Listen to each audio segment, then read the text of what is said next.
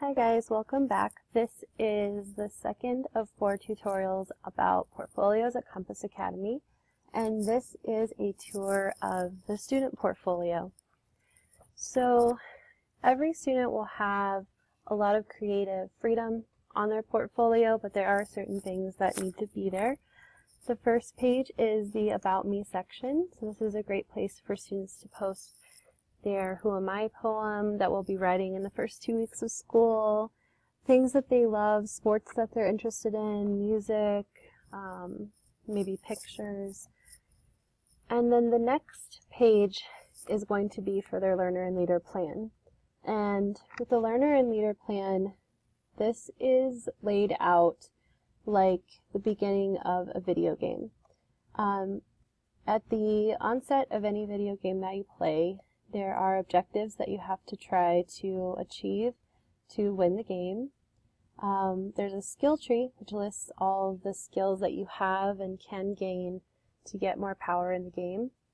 And then there's usually badges that are awarded for certain types of skills and skill play in the game. And then there's usually a map of the gameplay. So with that gamifying movement in mind, that was sort of the idea for gamifying the Learner and Leader plan. Also in a video game, you get to create an avatar for your character, and this is the sample student's avatar. Very serious about school, very reflective, smart, worthy of challenges, solving problems, and succeeding in all areas of life. The very next button is the Learner and Leader plan. And as you can see, this is intentionally this way. Things can be password protected by using Google Docs so that not just anyone can click on a student's data and see all of their very private data. The only people that would be allowed would be their parents, their teachers, administrators. So that's up to the student who they want to grant access to. So that can be a very password protected portion of their portfolio. Then there's a place where students can have a blog. If you want to assign a blog for students, this would be a great place to do that. And then let's talk about the objectives, because students will be creating these objectives based on their fall assessment data and also the HSA data. So there's going to be strength areas and growth areas. We also want to celebrate what students are really great at. So an academic strength area for this student, they've recognized that they had great writing data on their last MAPS assessment. So their strength is writing. But they are noticing that maybe they didn't score as well as they would have liked to in math, so their growth area would be math. For their social objectives, maybe a strength of theirs is collaboration and a growth area is perseverance. They will have learned what they're strong in and what they need to grow in from the holistic student assessment that we will be giving in the fall. And just like all of our interim assessments, we'll be giving them in the fall, in the winter, and the spring. So students can recalibrate their strength and growth areas for their objectives. The emotional piece also comes from the holistic student assessment. And maybe they scored really high or above average on optimism, but yet they don't have a lot of balance in their life, and that's something they want to work on. So the 6th grade team objectives are going to be those competencies that we're going to focus on for the 6th graders. So the 6th grade for this coming school year, their academic focus area is going to be reflection and metacognition. So we're really going to try to tie these ideas on the 6th grade team objectives, tie these competencies into everything we're doing. So these will be the 6th grade focuses.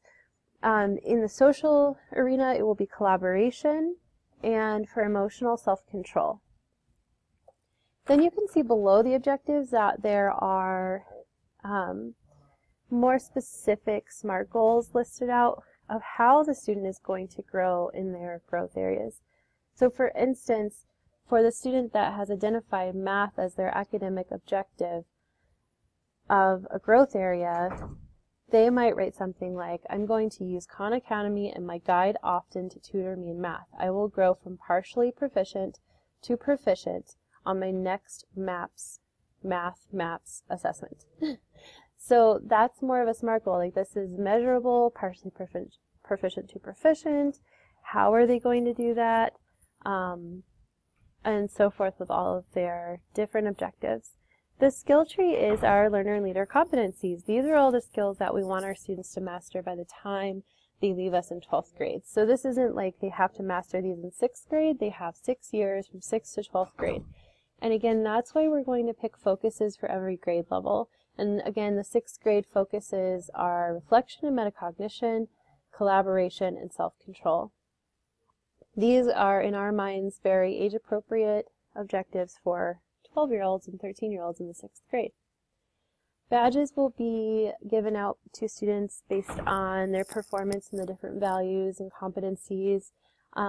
These can be given out by core members and teachers and leadership.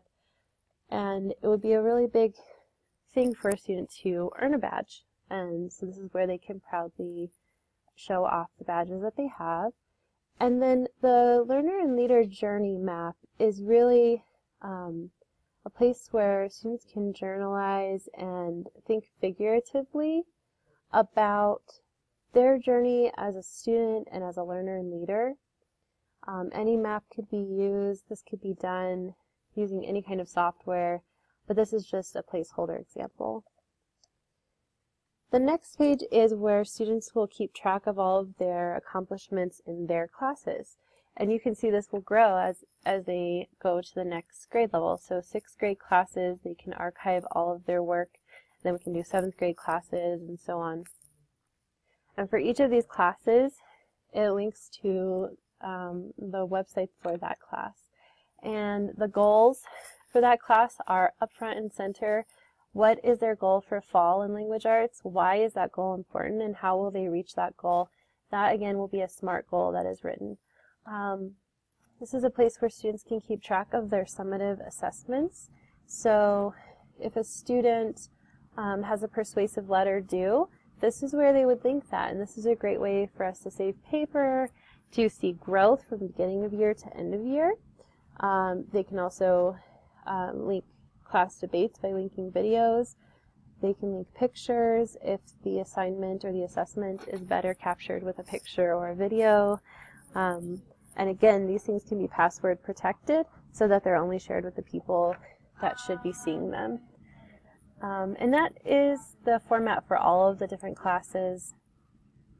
You can see students can place buttons in here to link to their summative assessments so that teachers can grade them with a rubric and give the rubric back, but the paper or the video or the picture stays here so that we can really track that growth.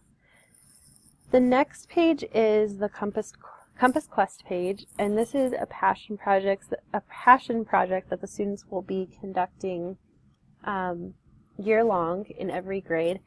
And this is where they can keep track of that progress, where they can declare what passion they're going to study once they decide about midway through 6th grade. Pictures, videos, all different kinds of artifacts can be kept here along their journey as they complete their Compass Quest. And then the final piece was taken from the Autonomous Learner Model, which is the Lifelong Learning Treasure Chest. And this is a place where students can keep track of all of their I wonder questions or provocative quotes that they might come across that they want to keep, or goals and dreams, adventures and experiences, their favorite poems and special writings that they've written or maybe that a classmate wrote. So this is a really great place for them to keep track of all of those things. So this is just what one could look like, but it's not the only way it can look. There's tons of ways to change the design and really customize it to make it look like you want it to look.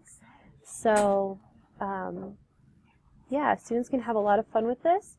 Again, they could do a blog. Here's a place where they can add a blog to their portfolio if you wanted them to do a blog for your class, or if they just get excited about blogging and want to keep track of their writing. So I hope you enjoyed your tour, and I'll see you on the next tutorial.